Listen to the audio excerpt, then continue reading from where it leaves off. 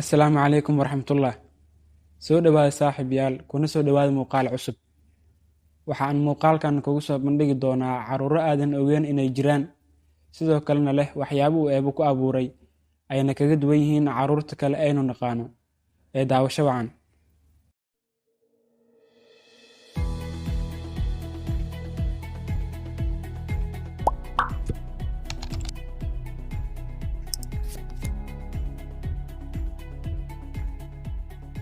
Tessa Evans waa gabar 2 jir ah oo ku dhalatay xaalad dhif iyo naadir ah oo lagu magacaabo arrhythmia, taas oo micnaheedu tahay inaysan lahayn wax san ah sida aad ku arkayso sawirka.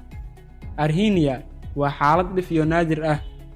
200 milyan oo dhalaan ayaa laga yaabaa in hal dhalaan uu ku dhasho xaaladdan. Gabadhan oo lagu magacaabo Tessa Evans ayaa wax urin karin maadaama aysan lahayn unugii qaabilsanaa wax urinta. Hooyadeed ayaa sheegtay markii ay gabadhan u dhalatay ay aad ugu murugootay xaaladda ay ku dhalatay awgeed, waxayna sii raacisay inay hadda ku faraxsan tahay xaaladda gabadheeda.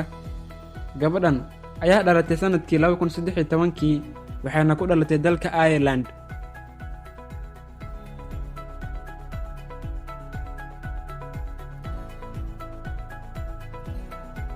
Maxamed Kaliim, wiil yar oo la ildaran xaalad la yaab leh oo gacmihiisa ka dhigaysa kuwo aad u ballaaran, ayaa lagu sameeyey qalin noloshiisa lagu beddelay si loogu yareeyo gacmaha. Maxamed Kaliim waxaa loo yaqaanaa wiilka leh gacmaha adduunka ugu weyn ka hor inta uusan marin qalin aad u weyn si loogu yareeyo gacmaha.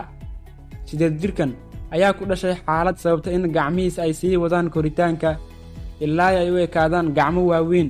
Waalidka wiilkan miskiinka ah oo qaata wax ka yar $15 bishii ayaa awoodin inay iska bixiyaan lacagta dhakhaatiirta, laakiin waxay ku guulaysteen inay Maxamed Kaliim geeyaan isbitaalka tuulada ay ku nool yihiin, ahna isbitaal aan awoodin in cunugan uu baaritaan ku sameeyo.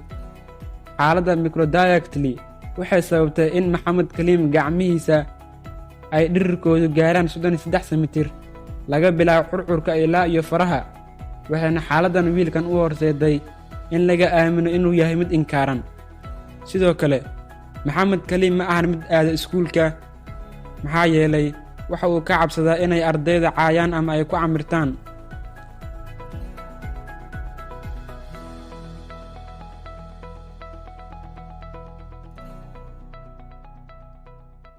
Vincent Okech oo ah wiil 10 jir ah oo u dhashay dalka Uganda ayaa la rumaysan yahay inuu ku dhashay dhibaato dhanka lugaha ah, taas oo keentay bararka inuu koro waqti kadib.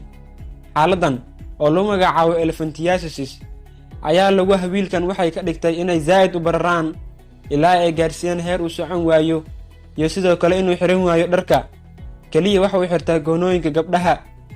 Inkastoo wiilka aabbahan uu faqiir yahay, haddana mid u soo taagan inuu wiilkiisa la mid noqdo carruurta kale oo uu cudurka ka caafimaado, waana mid markasta garabkiisa taagan.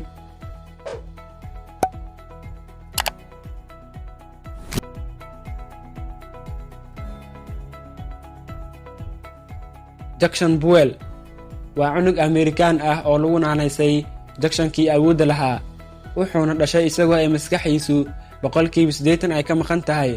Dhakhaatiirtii Amerikaanka ah ayaa markay cunugan arkeen ayay la yaabeen, waxayna waalidka wiilkan dhalay u sheegeen inuu noqon doono mid aan gaarin da'da 1 sano, oo inta uusan gaarin 1 sano ayuu dhiman doonaa.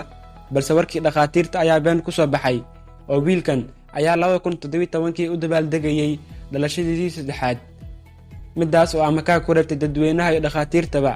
Dhanka kale waalidka wiilkan ayaa ku farxay dhalashadaas, balse farxaddaas ma noqon mid sii waarta, oo 2 sano ee u dambeysay ayaa wiilkan lagu arkayay calaamado la yaab leh ilaa uu dhintay markii la soo gaaray bishii 3aad ee sanadkan aynu ku jirno, isagoo ku dhintay da'da 5aad. wuxuuna u dhintay xaalad lagu magacaabo microhydrancephaly oo ah xanuun ku dhaca maskaxda, waana sababta keentay inay maskaxiisu 80% ay ka maqnaato.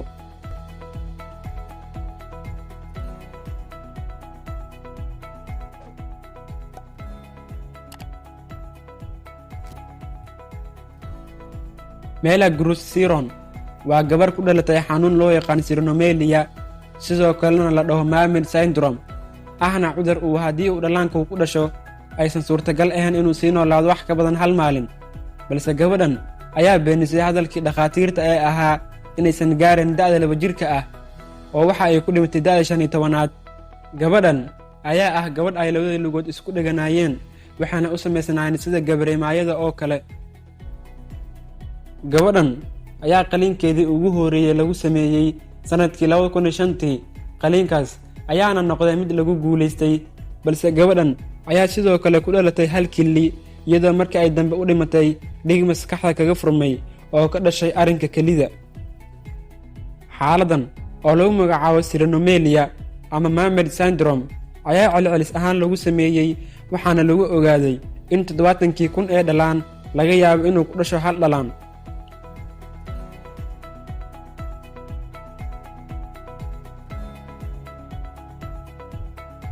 Didier Montalvo, wiilkan da'da yar oo u dhashay dalka Colombia, ayaa waxa uu la ildaran yahay koritaanka ballaaran ee dhabarkiisa ilaa markii dambe loogu naanaysay wiilkii didiinka. Xaaladda uu wiilkan ku dhashay ayaa loo yaqaan CMN, waana xaalad uu qofka maqaarkiisa ballaaranayo hilibna uu korayo. Wiilkan ayaa la sheegay in dhabarkiisa ballaaran uu culayskiisa oo dhan ka yahay 20%.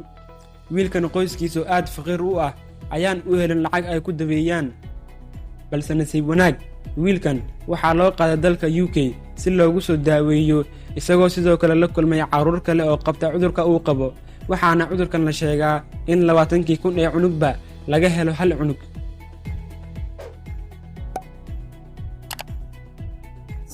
Yo quiero crecer, pero el panche que no me den grande.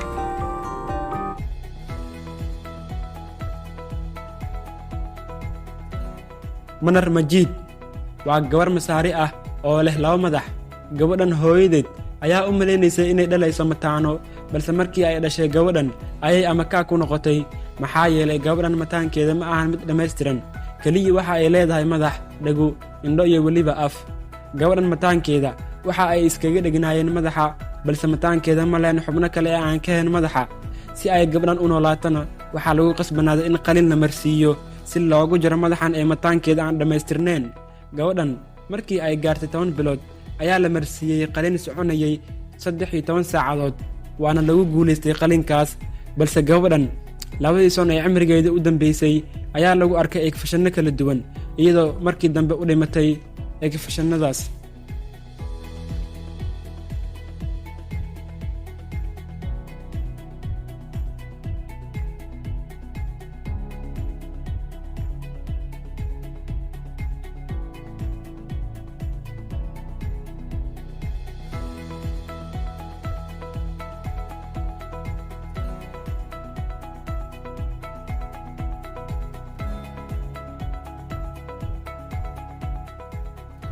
daawade xagga hoose noogula wadaag qofkii kugu yaabka badnaa ee aad muuqaalkan ku aragtay.